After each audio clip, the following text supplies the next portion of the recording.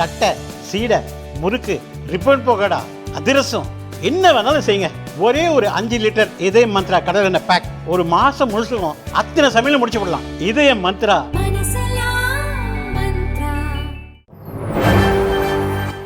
வணக்கம். செய்திச் சுருக்கம். சாட்டையை சுழற்றும் ED ஆகாஷ் பாஸ்கரன் மிஸ்ஸிங். சிம்பு, தனுஷ், சிவாவுக்கு சிக்கல். தமிழக அரசு சட்டமன்றத்தில் நிறைவேற்றி அனுப்பிய மசோதாக்களுக்கு ஒப்புதல் அளிக்காமல் கவர்னர் நிறுத்தி வைத்ததாக சுப்ரீம் கோர்ட்டில் தமிழக அரசு வழக்கு தொடுத்திருந்தது. இதை விசாரித்த கோர்ட் தனக்கு உரிய சிறப்பு அதிகாரத்தை பயன்படுத்தி கவர்னர் நிறுத்தி வைத்திருந்த 10 மசோதாக்களுக்கு ஒப்புதல் அளித்தது. பல்கலைக்கழகங்களில் துணைவேந்தர்களை நியமிக்கும் அதிகாரத்தை கவர்னரிடமிருந்து பறித்து முதல்வருக்கு வழங்கும் மசோதாவும் இவற்றில் ஒன்று. ஒப்புதல் பெறப்பட்ட 10 மசோதாக்களும் அரசிதழில் வெளியிடப்பட்டு உடனடியாக நடைமுறைக்கு வந்தன. இந்த நிலையில் துணைவேந்தர்களை நியமிக்கும் அதிகாரத்தை தமிழக அரசுக்கு வழங்கும் பிரிவுகளை எதிர்த்து சென்னை ஹைகோர்ட்டில் பாளையங்கோட்டையைச் சேர்ந்த பாரதிய ஜனதா மாவட்ட செயலாளரும் வக்கீலுமான வெங்கடாச்சலபதி வழக்கு தொடுத்தார். பல்கலைக்கழகங்களின் வேந்தராக முதல்வரை நியமிக்கும் வகையில் 1994 கொண்டுவரப்பட்ட சட்டத்திருத்தம் நிலுவையில் உள்ளது. அதை திரும்பப் பெறாமல் புதிய சட்டத்திருத்தம் கொண்டுவந்தது சட்டசபை விதிகளுக்கு முரணானது. மேலும் பல்கலை துணைவேந்தர்களை நியமிக்கும் அதிகாரம் அரசுக்குள்ளதென்று மட்டுமே கூறியுள்ளனர். அது சட்டசபைக்கா அல்லது அமைச்சரவைக்கா அல்லது மாநிலத்தின் நிர்வாக தலைவராக இருக்கும் கவர்னருக்கா என்பதை தெளிவுபடுத்தவில்லை. தமிழக அரசின் மசோதா பல்கலை மானியக் குழு விதிகளுக்கும் முரணானது. எனவே மசோதாவை சட்டவிரோதம் என்று அறிவிக்க வேண்டுமென வெங்கடாச்சலபதி கூறியிருந்தார். இந்த வழக்கு நீதிபதிகள் GR சுவாமிநாதன், V லட்சுமி நாராயணன் அமர்வில் விசாரணைக்கு வந்தது. அரசு தரப்பில் ஆஜரான வக்கீல் இந்த மனுவை விசாரிக்க எதிர்ப்பு தெரிவித்தார். தமிழக பல்கலைக்கழகங்களில் தமிழக அரசே துணைவேந்தரை நியமிக்கும் சட்டம் நிறைவேற்றப்பட்டுவிட்டது. 2 பல்கலைக்கழக துணைவேந்தர் பதவிக்கு விண்ணப்பம் செய்யவும் அறிவிப்பு வெளியிடப்பட்டுள்ளது. அவசர கதியில் இந்த வழக்கை விசாரிக்கக்கூடாது. அரசு தரப்புக்கு அவகாசம் தராமல் விசாரிப்பது நியாயமற்றது, அநீதியானது. வழக்கை சுப்ரீம் கோர்ட்டுக்கு மாற்றக் கோரி மனு தாக்கல் செய்துள்ளோம். அரசியல் நோக்கத்துடன் மனு தாக்கல் செய்துள்ளனர். இந்த வழக்கை அவசரமாக விசாரிப்பது சுப்ரீம் கோர்ட்டையே அவமதிப்பது போல் இருக்கிறது என்று தமிழக அரசு வாதாடியது. இந்த வாதத்தை ஏற்க மறுத்த நீதிபதிகள் துணைவேந்தர்களை நியமிக்கும் அதிகாரத்தை தமிழக அரசுக்கு வழங்கும் சட்டப்பிரிவுக்கு இடைக்கால தடை விதித்து உத்தரவிட்டனர். சுப்ரீம் கோர்ட்டுக்கு சென்று திமுக அரசு இந்த சட்டத்தை நிறைவேற்ற வழி செய்தது. அதை பெரிய வெற்றியாக கொண்டாடியது. இப்படி ஒரு சூழலில் சென்னை ஹைகோர்ட் இடைக்கால தடை விதித்திருப்பது அரசுக்கு பின்னடைவாக பார்க்கப்படுகிறது. ராமதாஸ் அன்புமணி இடையே பாரதிய ஜனதா சமாதான முயற்சி. பாமக பலவீனமடைவது திமுகவுக்கு சாதகமாகிவிடும் என்பதால் அக்கட்சி நிறுவனர் ராமதாஸ் தலைவர் அன்புமணியை சமாதானப்படுத்தும் முயற்சியில் பாரதிய ஜனதா தலைமை இறங்கியிருப்பதாக தகவல் வெளியாகியுள்ளது. கடந்த 11ஆம் தேதி மாமல்லபுரத்தில் மிகப்பெரிய மாநாட்டை நடத்தினாலும் ராமதாஸ் அன்புமணி இடையே ஏற்பட்ட மோதலால் பாமகவில் பெரும் குழப்பம் ஏற்பட்டுள்ளது. கடந்த 2024 லோக்சபா தேர்தலில் பாரதிய ஜனதாவுடன் கூட்டணி அமைத்த பாமக இதுவரை கூட்டணியை முறித்து கொண்டதாக அறிவிக்கவில்லை. தேசிய அளவில் தேசிய ஜனநாயக கூட்டணியில் இருப்பதாக அன்புமணி கூறி வருகிறார். பாமகவில் அப்பா மகன் இடையே நடந்து வரும் மோதலால் அக்கட்சி பலவீனமடையும் வாய்ப்புள்ளது. அப்படி நடந்தால் வரும் சட்டசபை தேர்தலில் திமுகவுக்கு சாதகமாகிவிடும் என்ற கவலை அதிமுக மற்றும் பாரதிய ஜனதா தலைமைக்கு ஏற்பட்டுள்ளதாக தெரிகிறது.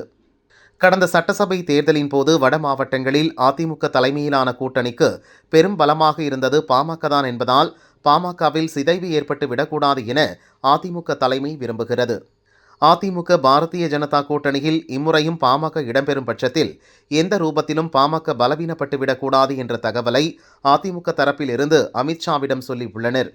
இதையடுத்து தமிழக பாரதிய ஜனதா தலைவர்களிடம் பேசிய மத்திய உள்துறை அமைச்சர் அமித்ஷா பாமகவில் நடக்கும் குழப்பங்கள் குறித்து தன் கவலையை வெளிப்படுத்தியுள்ளார். இது தொடர்பாக பாரதிய ஜனதா நிர்வாகி ஒருவர் கூறியதாவது: கடந்த 2021 சட்டசபை தேர்தலில் சென்னை மாநகர், புறநகர், திருச்சி உள்ளிட்ட மத்திய மாவட்டங்கள், தென் மாவட்டங்களில் அதிமுக கூட்டணி பெரும் தோல்வியை சந்தித்தது. ஆனாலும் கூட்டணிக்கு மொத்தமாக 75 இடங்கள் கிடைத்தன. பாமகவுக்கு கணிசமான ஓட்டு வங்கி உள்ள வேலூர், கிருஷ்ணகிரி, தருமபுரி, விழுப்புரம், சேலம் மற்றும் மேற்கு மாவட்டங்களில் அதிமுக கூட்டணிக்கு அதிக இடங்களில் வெற்றி கிடைத்தன. அப்பா மகன் மோதலால் பாமக பலவீனமடைந்தால் இந்த தொகுதிகள் திமுக கூட்டணிக்கு சாதகமாகிவிடும் ஆபத்து உள்ளது. வரும் 2026 திமுகவை வீழ்த்த வலுவான கூட்டணி அமைப்பதில் உறுதியாக இருக்கும் அமித்ஷா அதற்கு எதுவும் தடையாக இருந்துவிடக்கூடாது என்பதிலும் உறுதியாக இருக்கிறார். எனவே ராமதாஸ் அன்புமணி இடையே இணக்கத்தை ஏற்படுத்தும் முயற்சிகளில் அமித்ஷா இறங்கியிருக்கிறார். இது தொடர்பாக தமிழகத்தில் கூட்டணிக்கு தலைமை வகிக்கும் அதிமுக பொதுச் செயலர் பழனிசாமியிடம் அவர் பேசியிருக்கிறார்.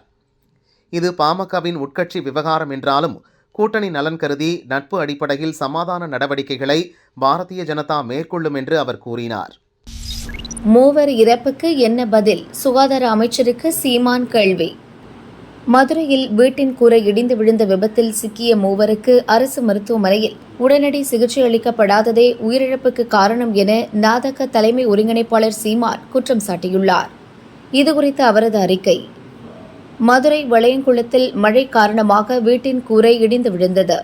இதில் சிக்கிய அம்மா பிள்ளை, வீரமணி, வெங்கட்டி ஆகியோர் அரசு மருத்துவமனையில் சேர்க்கப்பட்ட நிலையில் உரிய நேரத்தில் சிகிச்சை அளிக்காததால் இறந்துள்ளனர். அரசு மருத்துவமனையில் உயிர்காக்கும் மருத்துவம் கூட உரிய நேரத்தில் உயர்தரத்தில் கிடைக்காத இழிநிலையில் தமிழக மக்களை வைத்திருப்பது ஏற்க முடியாத பெருங்கொடுமையாகும். சென்னை போரூர் அரசு மருத்துவமனையில் டாக்டர் இல்லை என நடிகர் கஞ்சா கருப்பு கூறியபோது வெளிப்படையாகவே மிரட்டப்பட்டார். தற்போது மூவர் உயிரிழப்புக்கு அமைச்சர் சுப்பிரமணியன் என்ன பதில் சொல்லப் போகிறார்? மக்கள் நல்வாழ்வுத்துறையின் மோசமான நிர்வாக செயல்பாட்டால் இறந்தவர்களின் குடும்பத்திற்கு தலா 50 லட்சம் ரூபாய் இழப்பீடு வழங்க வேண்டும் என சீமான் தெரிவித்துள்ளார். சாட்டையை சுழற்றும் இடி, ஆகாஷ் பாஸ்கரன் மிஸ்ஸிங். சிம்பு, தனுஷ், சிவாவுக்கு சிக்கல். சினிமா தயாரிப்பாளரும் டான் பிக்சர்ஸ் உரிமையாளருமான ஆகாஷ் பாஸ்கரனும் டாஸ்மாக் விவகாரத்தில் அமலாக்கத்துறை விசாரணை வளையத்திற்குள் வந்துள்ளார். மறைந்த திமுக தலைவர் கருணாநிதியின் மூத்த மகன் முகா முத்துவின் மகள் வழி பேத்தியான தாரணியை திருமணம் செய்தவர்தான் ஆகாஷ் பாஸ்கரன். கடந்த ஆண்டு இவர்களின் திருமணம் கோலாகலமாக நடந்தது. அதில் தமிழ் சினிமாவின் முன்னணி நடிகர்களான தனுஷ், சிம்பு, சிவகார்த்திகேயன் என பல்வேறு நட்சத்திரங்கள் கலந்து கொண்டனர். ஆகாஷ் பாஸ்கரனின் தந்தை சேலத்தில் PRR ஸ்வர்ண மாளிகை என்கிற நகைக்கடையை நடத்தி வருகிறார். இது தவிர்த்து வேலவன் டிரான்ஸ்போர்ட் என்கிற நிறுவனத்தையும் நடத்தி வருகிறார். விக்னேஷ் சிவன் இயக்கி தனுஷ் தயாரித்த நானும் ரவுடிதான் படத்தில் உதவி இயக்குநராக பணியாற்றியவர் ஆகாஷ். தொடர்ந்து காத்துவாக்குல 2 காதல், பாவக்கதைகள் ஆகிய படங்களிலும் விக்னேஷ் சிவனின் உதவி இயக்குநராக பணியாற்றினார். தற்போது ஆகாஷ் பாஸ்கரன் டான் பிக்சர்ஸ் என்கிற தயாரிப்பு நிறுவனத்தை நடத்தி வருகிறார். தற்சமயம் தனுஷின் இட்லி கடை, சிவகார்த்திகேயன் நடிக்கும் பராசக்தி, சிம்பு நடிக்க இருக்கும் STR 49, அதர்வா நடிக்கும் இதய முரளி படங்களை தயாரிக்கிறார். குறுகிய காலத்தில் டான் பிக்சர்ஸ் நிறுவனம் 500 கோடி ரூபாய் மதிப்பிலான படங்களை தயாரிப்பது சர்ச்சையானது. பட தயாரிப்பிற்காக சட்டவிரோத பணப்பரிமாற்றத்தில் ஆகாஷ் பாஸ்கரன் ஈடுபட்டாரா என்கிற சந்தேகமும் எழுந்தது. இதன் காரணமாக அமலாக்கத்துறையினர் ஆகாஷ் பாஸ்கரன் வீட்டில் சோதனை நடத்தினர்.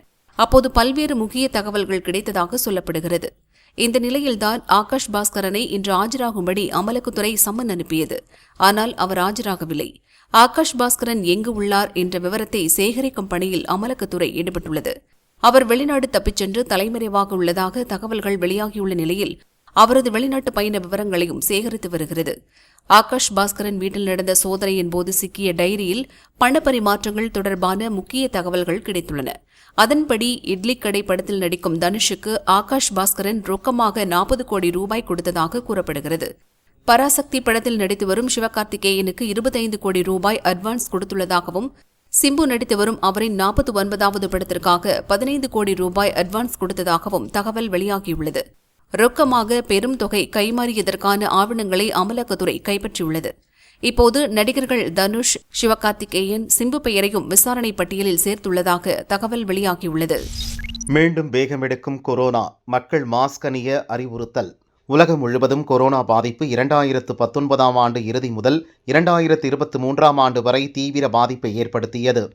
கடந்த 2 ஆண்டுகளாக அவ்வப்போது கொரோனா பாதிப்பு சற்று அதிகரித்தாலும் தீவிர பாதிப்பாக இதுவரை மாறவில்லை. தற்போது ஹாங்காங், சிங்கப்பூரில் கொரோனா பாதிப்பு அதிகரித்து காணப்படும் நிலையில் இந்தியாவிலும் பல்வேறு மாநிலங்களில் பாதிக்கப்படுவோர் எண்ணிக்கை அதிகரித்து வருகிறது. மத்திய அரசின் தகவல்படி கொரோனாவால் நாடு முழுவதும் 257 பேர் பாதிக்கப்பட்டு சிகிச்சை பெற்று வருகின்றனர். அதிகபட்சமாக கேரளாவில் 95 பேரும், தமிழகத்தில் 66 பேரும், மகாராஷ்டிராவில் 56 பேரும், கர்நாடகாவில் 13 பேர் மற்றும் புதுச்சேரியில் 10 பேர் சிகிச்சை பெற்று வருகின்றனர். கேரளாவில் கொரோனா பாதித்த நபர் உயிரிழந்துள்ளார். சென்னையிலும் கொரோனா தொற்று காணப்படுகிறது. குறிப்பாக டி நகர், சின்மயா நகர், நடேசன் நகர் ஆகிய பகுதிகளில் கொரோனாவால் சிலர் பாதிக்கப்பட்டு சிகிச்சை பெறுகின்றனர். பாதிக்கப்பட்டவர்கள் தாங்களாகவே மருத்துவமனைக்கு சென்று சிகிச்சை பெற்று வீட்டில் ஓய்வெடுக்க வேண்டும் என்றும் வெளியே யாருக்கும் சொல்ல வேண்டாம் என்றும் மாநகராட்சி அதிகாரிகள் அறிவுறுத்தி வருகின்றனர். இந்த நிலையில் தமிழகத்தில் கொரோனா பாதிப்பு உள்ளது. ஆனால் தீவிர பாதிப்பை ஏற்படுத்தும் வகையில் இல்லை.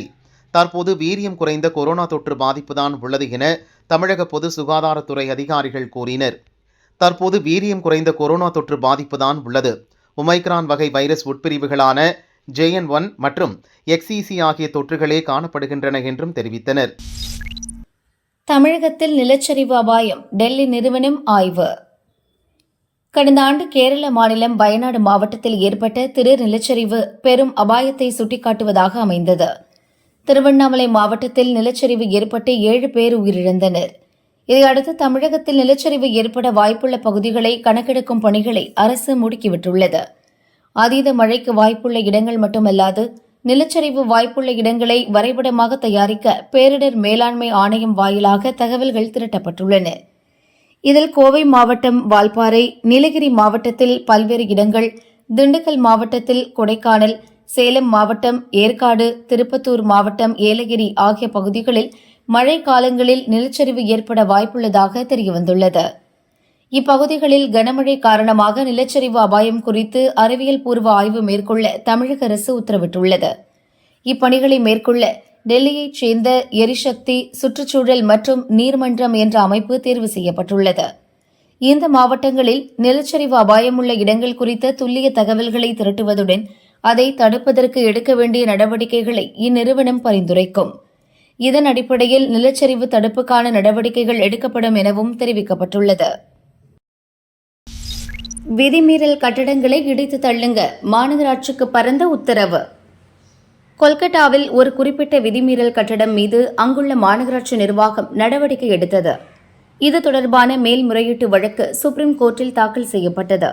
இதில் மேல்முறையீட்டை தள்ளுபடி செய்து சுப்ரீம் கோர்ட் நீதிபதிகள் JB பர்திவாலா, R மகாதேவன் ஆகியோர் ஏப்ரல் 30 தீர்ப்பளித்தனர். அதில் விதிகளை மீறி கூடுதல் அளவுக்கு கட்டடங்களை கட்டிவிட்டு அதை வரன்முறை செய்ய வாய்ப்பு கொடுப்பதை சட்டம் எந்த நிலையிலும் அனுமதிக்காது. எனவே விதிகளை மீறி கட்டப்பட்ட கட்டடத்தை இடித்து தள்ளியே ஆக வேண்டும். பெரும்பாலான மாநில அரசுகள் கட்டணம் வசூலித்துக் கொண்டு விதிகளை மீறிய கட்டடங்களை வரன்முறைப்படுத்துவது கவலை அளிப்பதாக உள்ளது என்று கூறப்பட்டுள்ளது. இது தொடர்பாக நகராட்சிகள், மாநகராட்சிகளுக்கு தமிழக நகராட்சி நிர்வாகத்துறை இயக்குநர் S சிவராசு அனுப்பியுள்ள சுற்றறிக்கையில் சுப்ரீம் கோர்ட் தீர்ப்பு அடிப்படையில் விதிமீறல் கட்டடங்களை இடிப்பது தொடர்பாக உரிய நடவடிக்கை எடுக்க வேண்டும். இதில் சம்பந்தப்பட்ட தீர்ப்பு நகல் இணைக்கப்பட்டுள்ளது என கூறப்பட்டுள்ளது.